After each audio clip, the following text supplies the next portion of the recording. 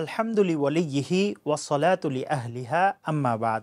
সুপ্রিয় দর্শক শ্রোতা, চলছে মহিমান্বিত মাস রমজান, আল্লাহর নৈকট্য অর্জনের সেরা মাস, রহমত, মাগফিরাত ও নাজাতের মাসে সময়ের বিশেষ আয়োজন হৃদয়ে রমজানে আপনাদেরকে স্বাগত জানাচ্ছি।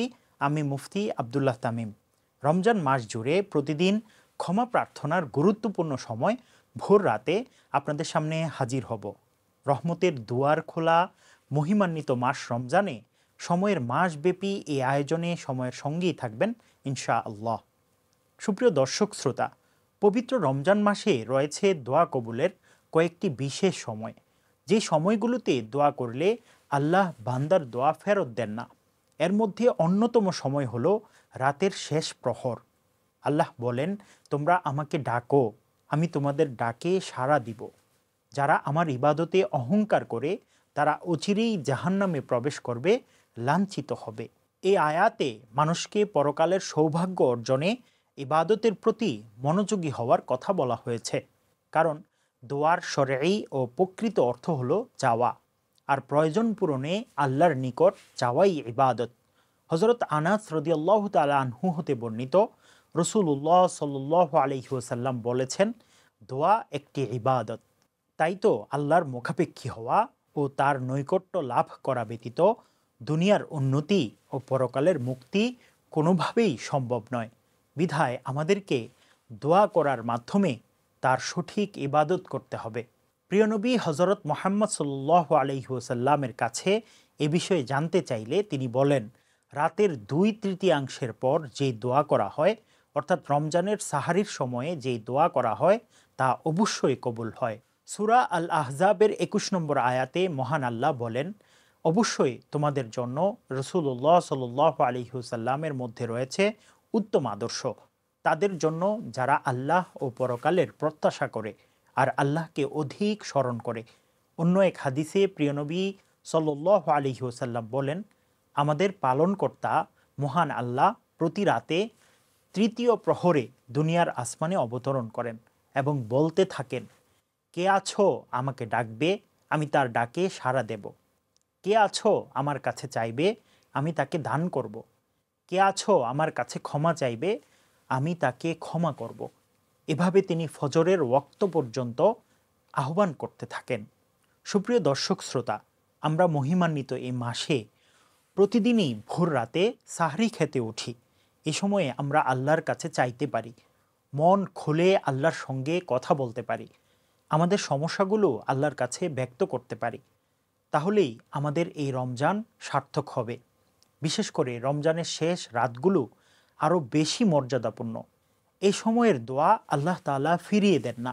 সুতরাং আমাদের উচিত এই মোক্ষম সময়ে দোয়ার মধ্য দিয়ে অতিবাহিত করা। আল্লাহ তাআলার কাছে চাইলে আল্লাহ তাআলা সন্তুষ্ট হন। কবির ভাষায় যদি বলতে চাই, হর গরি মে দেনে কে তু তৈয়ার হে, জু না মাঙ্গে উসসে তু বেজার হে।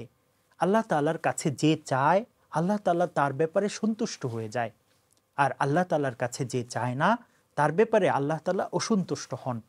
এজন্য আল্লাহ তাআলার কাছে আমরা সব বিষয়ে বেশি বেশি চাইতে পারি।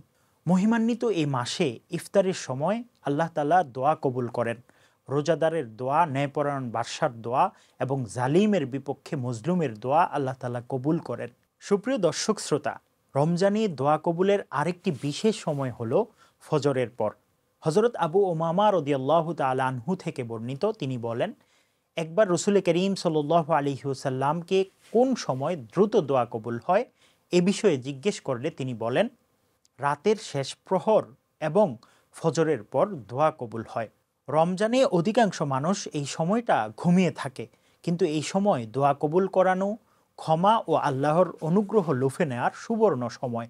নবীজি সাল্লাল্লাহু আলাইহি ওয়াসাল্লাম বলেন, রাতের শেষ তৃতীয়াংশ অবশিষ্ট থাকতে আমাদের প্রতিপালক পৃথিবীর আকাশে নেমে আসেন এবং বলেন, কে আমাকে ডাকবে, আমি তার ডাকে সাড়া দেব। কে আমার কাছে চাইবে, আমি তাকে দান করব। কে আমার কাছে ক্ষমা প্রার্থনা করবে, আমি তাকে ক্ষমা করে দিব। তাই রোজাদার মুসলমানের উচিত সাহরির আগে বা পরে তাহাজ্জুদ নামাজ আদায় করা। এ সময় আল্লাহর দরবারে ক্ষমা, কল্যাণ ও প্রার্থনা করা। তবে এমন নয় যে শুধু এই 3 সময়ই দোয়া দরুদ কিংবা ইবাদত বন্দিগি করতে হবে, বরং জীবনের প্রতিটি মুহূর্ত আল্লাহর ইবাদত ও জিকিরে অতিবাহিত করবে একজন মুমিন। আল্লাহ তাআলা বলেন, সুতরাং তারা যা বলে সে বিষয়ে আপনি ধৈর্য ধারণ করুন। সূর্যোদয়ের আগে ও সূর্যাস্তের আগে আপনার প্রতিপালকের প্রশংসা, পবিত্রতা ও মহিমা ঘোষণা করুন। রাতে পবিত্রতা ও মহিমা ঘোষণা করুন, দিনের প্রান্তগুলোতেও, যাতে আপনি সন্তুষ্ট হতে পারেন। এছাড়াও দোয়া কবুলের জন্য অন্যতম রাত লাইলাতুল কদর। শুধু রমজান নয়, বরং সারা বছরের মধ্যে অন্যতম ফজিলতপূর্ণ রাত হলো লাইলাতুল কদর। এই রাত দোয়া কবুলের রাত। এই রাতে মাগরিব থেকে ফজর হওয়া পর্যন্ত অসংখ্য মানুষকে ক্ষমার ঘোষণা দেয়া হয়, অসংখ্য মানুষকে জাহান্নাম থেকে মুক্তি দেয়া হয়। মুসলিম ভাই বোনদের কর্তব্য হলো দোয়া কবুলের এই দুটি গুরুত্বপূর্ণ সময় অবহেলায় ত্যাগ না করা, শেষ রাত তওবা ইস্তিগফারে অতিবাহিত করা, আর সাহারি খাওয়া। ইফতারের আগের মুহূর্তটি ইফতারি ও রান্নাবান্না সহ সকল কাজ শেষ করে কিছু মুহূর্ত তওবা ইস্তিগফারের সঙ্গে ইফতারের জন্য অপেক্ষা করা, ইফতার সামনে নিয়ে আল্লাহর দরবারে কায়মনোবাক্যে দোয়া করা।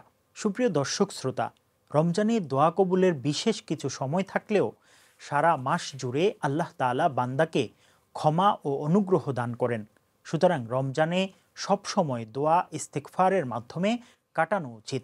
আল্লাহ রাব্বুল আলামিন আমাদেরকে মাহে রমজানে যথাযথভাবে দোয়া ইস্তিগফার, কোরআন তেলাওয়াত ও অন্যান্য নেক আমলের মাধ্যমে অতিবাহিত করার তৌফিক দান করুন, আমিন।